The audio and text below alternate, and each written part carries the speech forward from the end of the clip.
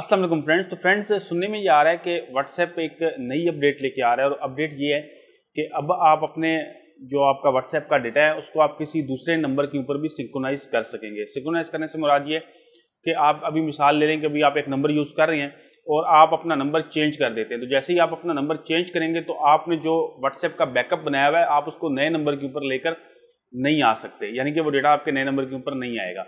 लेकिन अभी व्हाट्सएप ऐसे कर रहा है, एक नई अपडेट लेके आ रहा है जिसमें जब भी आप कोई नया नंबर चेंज करेंगे तो आप अपने पुराने नंबर का डेटा उस नए नंबर के ऊपर लेके आ सकते हैं, जिसके अंदर आपकी जो चैट है वो होगी, आपकी वीडियो ऑडियो जितनी भी चीज़ें व्हाट्सएप के ऊपर होती हैं वो सारे का सारा बैकअप आप उस नए नंबर के ऊपर लेके आएंगे। तो ये बहुत ही अच्छी अपडेट है। और साथ ही व्हाट्सएप एक और तब्दीली करने ये जा रहा है कि अभी आप मिसाल के तौर पे एंड्रॉयड यूज़ करते हैं और उसके बाद आपने आईफोन आप ले लेते हैं, तो आप आईफोन पे ऊपर अपने व्हाट्सएप का डेटा नहीं लेके जा सकते, बैकअप जो है वो उसको सपोर्ट नहीं करता। लेकिन फ्यूचर में व्हाट्सएप ऐसी अपडेट लेके आ रहा है जिसमें अगर आप एंड्रॉयड यूज़ करें या आप iOS यूज़ करें तो आप अपने डेटा का बैकअप जो है वो किसी भी जगह बना सकते हैं। अगर आप iOS यूज़ करें तो आप एंड्रॉयड पे आना चाहते हैं तो आप एंड्रॉयड पे आ सकते हैं, और अगर आप एंड्रॉयड यूज़ करें और आप iOS पे आना चाहते हैं तो आप iOS पे आ सकते हैं।